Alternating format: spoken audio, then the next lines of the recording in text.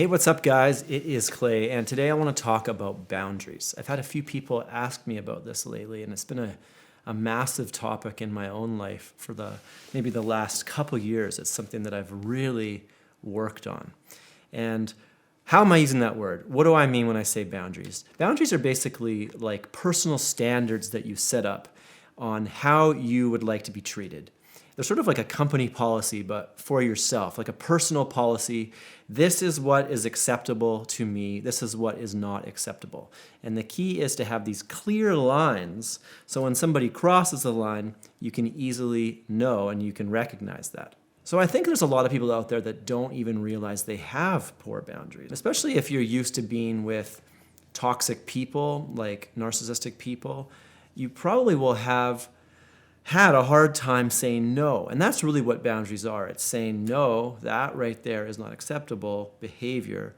That's below my standards. I accept this, and actually communicating that and letting them know so that they hopefully won't do that in the future. So what does it feel like when you have poor boundaries and you are being taken advantage of? You probably just feel bad. Like it's just this, you have this feeling inside and you feel bad. You might feel taken advantage of. You might feel confused. Like, what is this person? I'm giving a lot to them, but I don't feel like I'm getting anything back. You know, if it's extreme enough, like with somebody with narcissistic personality disorder who just love to walk all over people and take whatever they can get, you might just have this low-level anxiety all the time. You're going to be in this adrenalized state.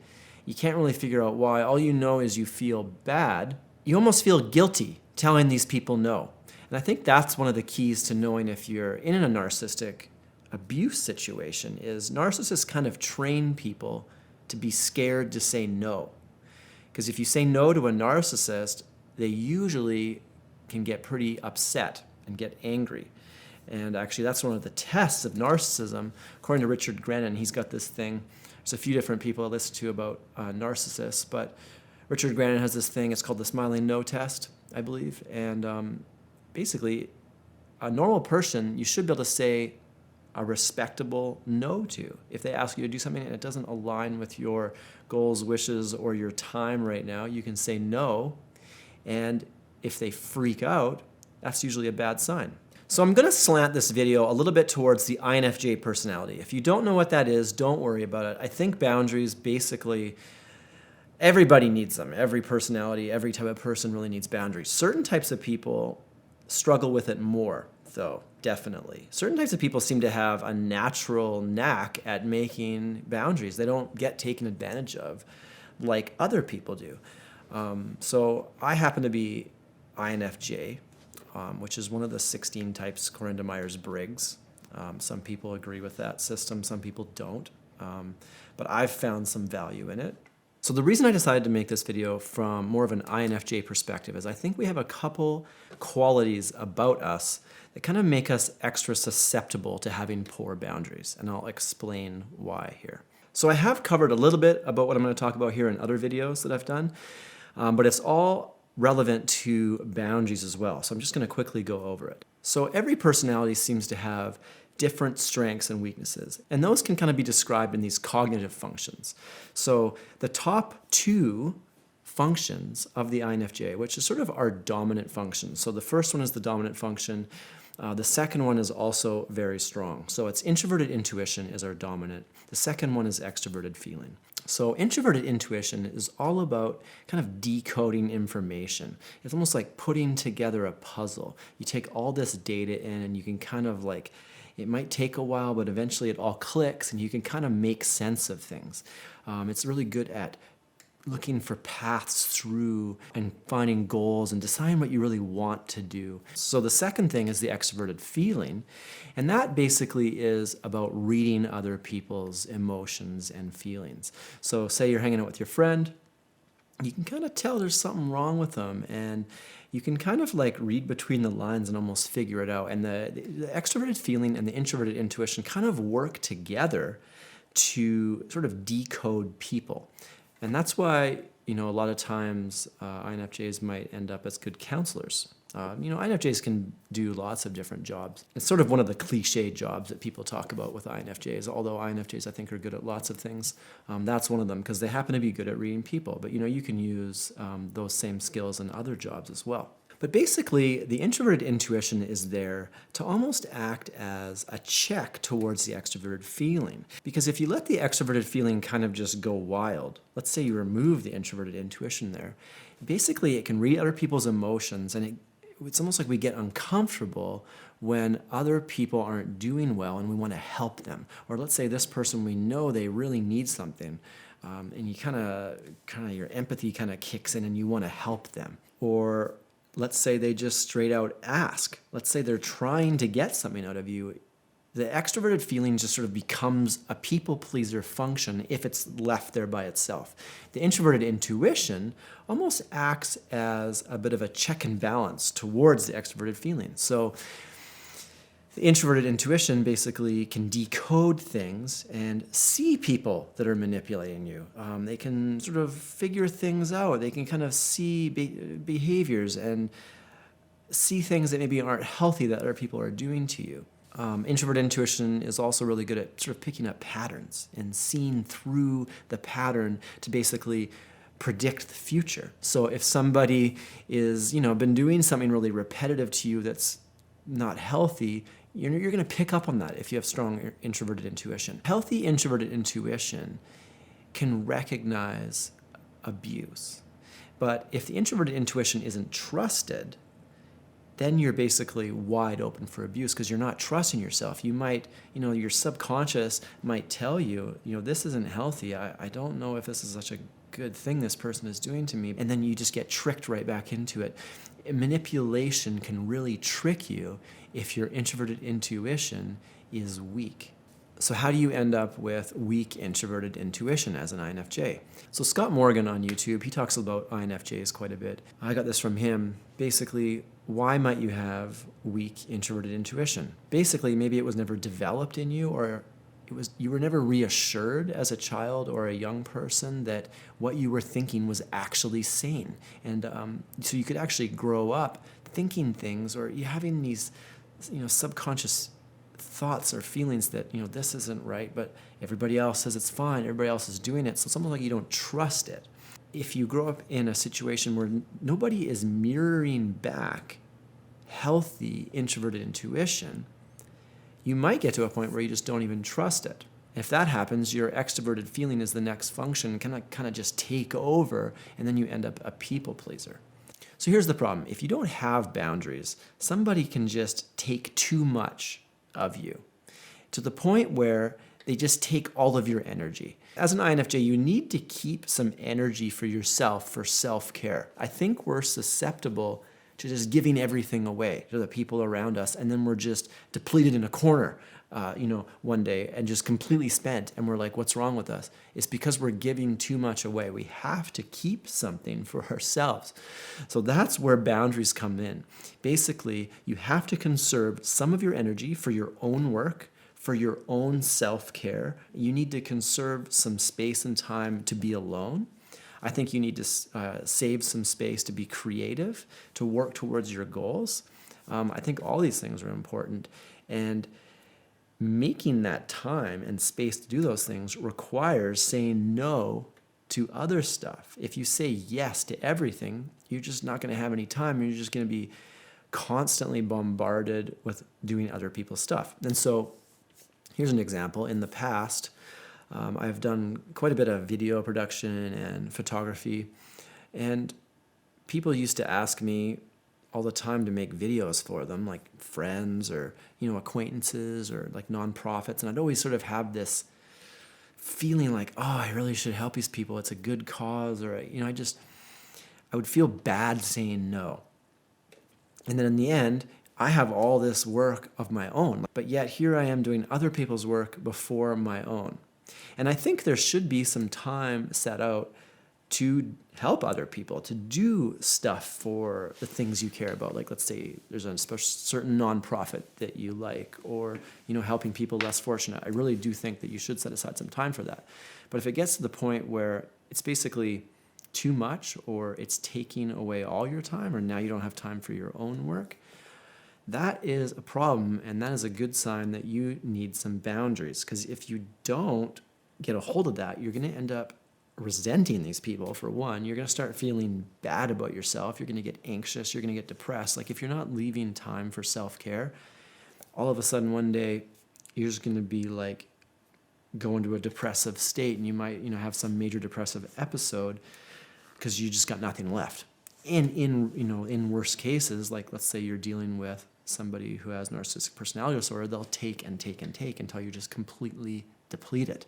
So the interesting thing about INFJs, when they give too much and they sort of end up in this anxious, depressed state, is I really do think, well, at least in my case, I am not a doctor and I am not a psychologist even, so I cannot say this for certain, but I suspect that a lot of people's depression, especially if they're INFJ or other personalities that maybe have the same problem, you might experience, anxious thoughts, depression. It could get even so bad that, you could be experiencing suicidal tendencies. I suspect that oftentimes, at least with myself, this is almost like situational stuff. It's not a chemical thing in my brain. Because I've actually been tested at various times in my life, my neurotransmitter levels to see what is going on, and it's fine. So my serotonin and dopamine production is fine, yet I'm still experiencing, depression. I think a lot of it comes back to this stuff. I think that you can almost induce a depressed state in yourself with poor boundaries and being with toxic people. Toxic people will deplete you almost like a virus. And if you can get out of that situation, all of a sudden you start to feel better. So boundaries is a really good place to start. And so let's talk about it more here. So I've been reading a lot the last couple of weeks about boundaries, kind of preparing to make this. So there's a few people that I've kind of watched a lot. Melanie Tonya Evans. She does a lot of videos on narcissists. Richard Grannon, I really like him for narcissism. And like I already said, Scott Morgan, I was watching some of his INFJ videos on boundaries. So I just wanted to mention, first of all, sort of my sources for some of this stuff. And then a lot of it is just my own experience as well. So number one, the first step to making good boundaries is to first give yourself the permission to even have standards, to realize it's okay to have standards that you need to uphold. That is not okay. You have to first get the confidence that it is okay to have boundaries. And that is something that I've struggled with in the past. It's something that I've gotten better at lately. But in the past, it was almost like, I would almost think that having boundaries was almost like being mean to somebody. Like saying no was mean. I didn't want to say no because then that person will feel bad and then I think they're not going to like me. I want that person to like me, so I say yes. I think it's just a big lie. You want to be a strong person. You need to have standards. You don't want people taking advantage of you. This is all really important. So the first step is, yes, you need to admit that it's okay to have standards. It's okay to enforce those standards if somebody does cross the line. Healthy people will be okay with you saying no. Toxic people might not be, but to be honest, it's kind of a good way to recognize whether somebody is toxic in your life. So the second step to having good boundaries is to actually make your standards. Draw your lines in the sand. And so this is actually a hard step because I think a lot of people, if you ask them, couldn't tell you what their standards are. They couldn't even say, no, this is what I will accept. This is what I will not accept. This is the type of behavior I will be okay with, and this is the kind of behavior that, if you do that, I'm going to make it clear that I'm not okay with that. A lot of people can't even name that. And one way that you could think of this to make it easier is to think of it sort of like a company policy. So if you buy something from a store and it has a 30-day return policy and you show up, 60 days later and say, I want to return this, they're going to say no because they have a 30-day return policy. They stated it up front. They communicated that up front, so you can't really claim, I didn't know.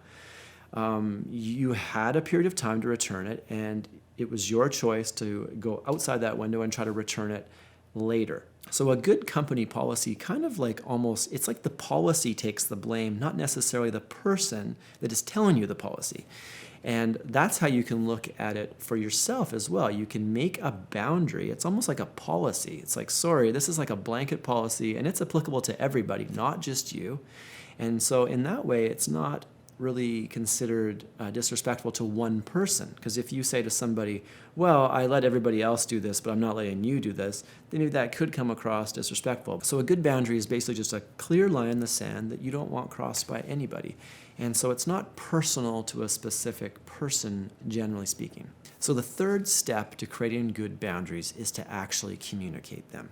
And to be honest, this is probably the hardest step. If you're the type of person that's not used to saying no, this is going to be uncomfortable for you because you have to be assertive in order to communicate a boundary. You have to actually state something in a clear way.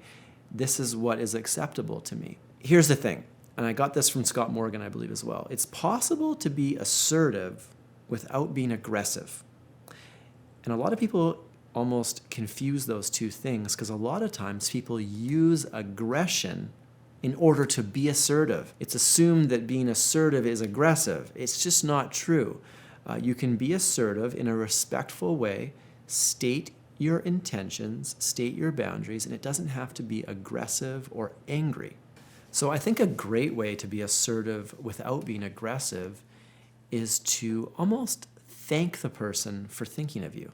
So let me do an example here to kind of sort this out. Let's say somebody says, can you come over and help me out and shoot this video for me? I really need a new video for my business, like a new marketing video.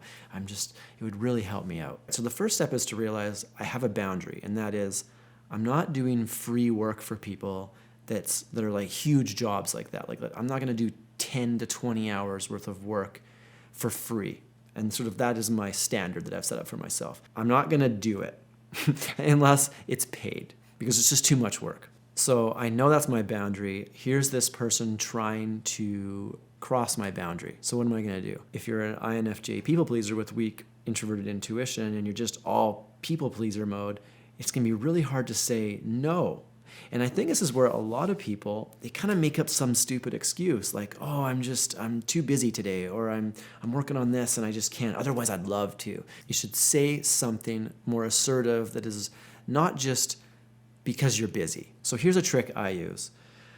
The first thing I do is I will thank them for thinking of me. So it almost shows some gratitude. And this kind of removes the connection between being assertive and being aggressive right off the bat because you're actually showing some gratitude. So I'd say, wow, I really appreciate you thinking about me. You must value my work. So I would start with something like that. So you could say, due to a lack of time and resources right now, or I'm spending more time with my kids, I've got a certain amount of time allotted for work, and I already have more work than I can take on. So for right now, I'm actually not taking on any unpaid work. So that right there, you've declared the boundary. And then as a follow-up, you could say, but if you're interested, I could send you over my rates and we could talk about, doing a paid job together. So at that point, if they really like your work, they might be like, oh, okay, yeah, sure, send me over a price list. And then that actually might turn into a paid job. It could be a win for you.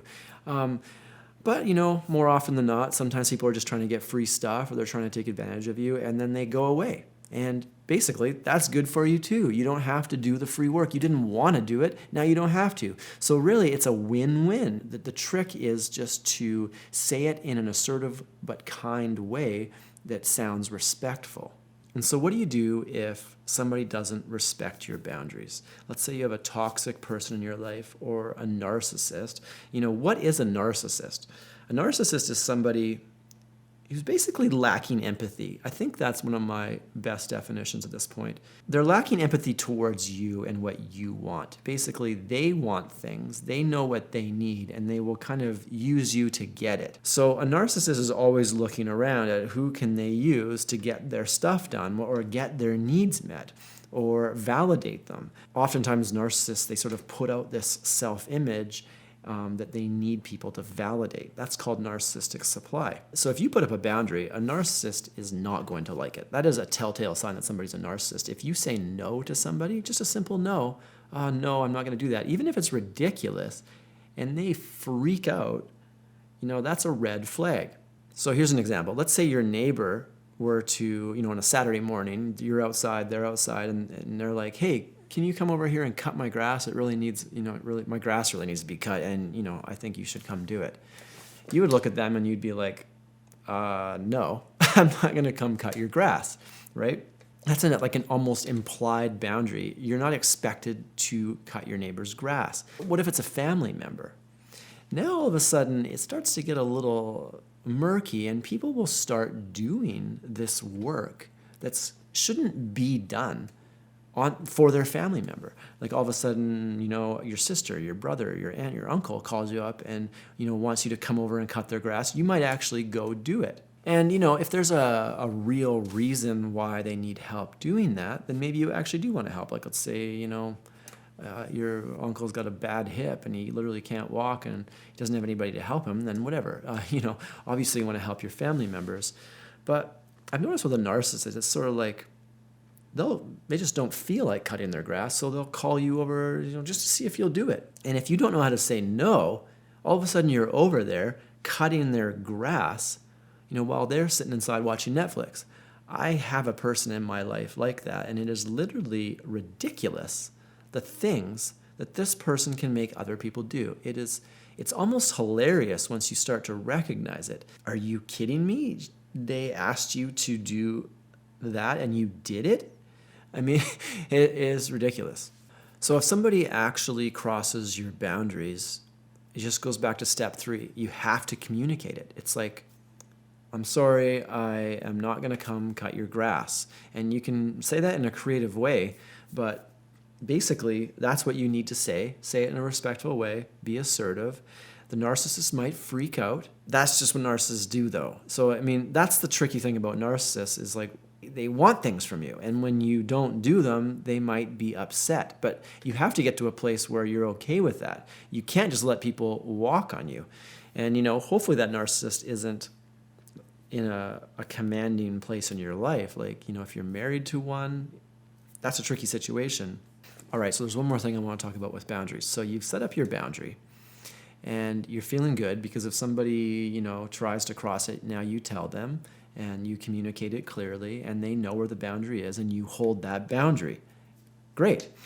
But there's one other thing that I've kind of experienced with certain types of people. So if you're an empathetic person, as many INFJs are, watch out for people that kind of creep up on your boundaries and then creep through them. So it's not like a hard blast through the boundary, like overt narcissists. That's what they'll do, just try to just bash through your boundaries. There's sort of more covert ways that people will do it. All right, so I'm going to give an example from my own life. This is actually a true story. And this is sort of a way that somebody creeped through my boundaries. All right, so here I have this boundary that I'm not doing free videos for people anymore. I had done it a whole bunch. I don't want to do it anymore. I sort of need some sign of faith from somebody that they're willing to pay for my work, that they value it. Because I find that if you do free work for people, they don't value the work as much. It's almost like disposable to them. It didn't cost them anything. So I want people to value my work, therefore I'm charging money. So this guy that I know called me up and said, I've got this amazing opportunity. We can go and shoot this thing for Red Bull. So he was a producer in the past. He says he has some connections with Red Bull. So he also says he has connections with somebody who can lend us a red camera. And if you know anything about cinematography, a red camera, this one was like a $50,000 camera. So here's somebody saying, hey, come shoot this video for free, but it's for Red Bull and you get to use a $50,000 camera. It'll be great for your portfolio or whatever, right? I'm like, okay, yes. Okay, that is one thing I will say yes to. So we agreed to meet the next week. So I show up to meet, and he's talking, and he was like, okay, well, I talked with the guy from Monster Energy, and blah, blah, and I'm like, whoa, hold up. What do you mean Monster Energy? He's like, yeah, this. Remember I said that we could do a video for Monster Energy, and I'm like, no, you said Red Bull. He's like, oh, no, I didn't. I said Monster. I'm like, okay, nothing against Monster Energy, but it's not Red Bull. Red Bull has an amazing media production. I think they have their own production facility. Red Bull puts out great content. Red Bull excited me. Monster Energy, not so much. I mean, maybe. I'd have to know what was being offered, but it's not Red Bull. So in my lack of boundary state, I just sort of kept going along with it. So then we're talking like a week later again, and then now it turns out that the person he was going to get the red camera off, he's not giving it to us anymore. So it's like, okay. So now we've gone from Red Bull with a red camera to Monster to whatever camera I already own. So then it actually kept going to the point where, no, Monster Energy is not involved in this. It's my own camera, and I'm just shooting it for myself. So this was an excellent way to illustrate. It started off really awesome, and it kind of slid and lost features until it was something that would have been across my boundary. But at this point, I've already kind of invested in the project. We've talked about it. We've planned it a little bit. We've talked about what we're going to do and shoot. And in the end, I'm shooting it with my own camera just for this person. And now this person is getting this video for free. So that is to illustrate, you got to watch out for people that creep across your boundaries. They might not, it's sort of like that analogy, death by 1,000 cuts. They might do that with your boundaries. It's like, somebody takes a sword and like slashes you, and it's like an obvious boundary crushing swoop of a sword. But, death with 1,000 cuts, all of a sudden, you sort of start outside of your boundaries, and then all of a sudden you've crossed them and now they're inside. All right, so in conclusion, I just wanted to talk a little bit more about INFJ specific stuff. And I think it is almost vitally important for INFJs to have good boundaries. So like I said, I think we're susceptible to having our boundaries pushed because we want to help people. We have this extroverted feeling. Another thing is we have to make sure that we almost exercise and bolster our introverted intuition, because that is the thing that allows us to spot manipulation, to spot people who are trying to cross our boundaries, and almost, see the problems before they start. And just quickly, I kind of wanted to speak to how can you build up your introverted intuition as an INFJ. I really do think that the biggest thing is validation from a wise person. So as an example in my own life, I started going to a counselor about 2 years ago. And at the beginning, I didn't really know what I was getting into. So this person is a registered therapist, and it turns out she was an INFJ. Here's the biggest thing I've gotten out of therapy, and it is validation. So as an INFJ, you might have a lot of ideas spinning around in your head, and a lot of them might be a little hard for a lot of people to grasp, one, because they might be challenging, or you might look at things just so differently that a lot of people can't even wrap their heads around that. Or you might look at something very counterculturally, or let's say you're in a certain industry or you're really interested in something, and then all of a sudden one day you just realize the disaster of this system, and you kind of have rearranged it in your head and you know how to fix it. I found going to this counselor who was an INFJ, it's almost like she mirrored my intuition back to me and said, you know what, you're not crazy. That's a good thought that you just had. Another thing she often would tell me is that is very true, but a lot of people might not understand it. But that doesn't mean that your intuition isn't correct. So I think getting a good therapist who can validate some of your ideas, but also call you out on things that you're wrong about. So that's important. You don't want just a people pleaser counselor who just validates you all day long. No, you want somebody who can point out things in your life, ways that you can improve, but also validates those things that need to be validated. He's trying to give you some confidence. So another way you can build intuition is just to find a really good friend who can provide that same validation. I think that's really important. A really wise friend, somebody that you view as wise. Everybody has these sort of friends where they just don't seem to understand what you're talking about half the time. That's fine. And a lot of times you might be helping them or trying to, educate them, but you need a person in your life that mirrors your intuition back to you. And I have maybe one, maybe two people in my life that I could classify as that. And everybody else, you can just get this sense that they're not really sure about you half the time, to be honest. But anyway, I think that if you can develop and work on your introverted intuition as an INFJ, it can really help your boundary setting. And it can help your confidence in holding those boundaries. And when you're dealing with manipulative people, it can be really hard because you can start to feel guilty. You're like, am I wrong? Like, am I wrong with this? And that's why it really helps to have somebody you can bounce ideas off. Because sometimes manipulative people, if we go into guilt or shame mode, all of a sudden we can fall for the guilt trips. And so the strong introverted intuition it's important because it will see that manipulation. And then if you have a friend or a therapist there who can also reinforce your intuition and validate you, I think that's really important if you have somebody that is continually crossing your boundaries. All right, so that's the end of the video. I hope you got something out of it. Leave a comment, and I'll try to respond to it. Have a great day. Thanks.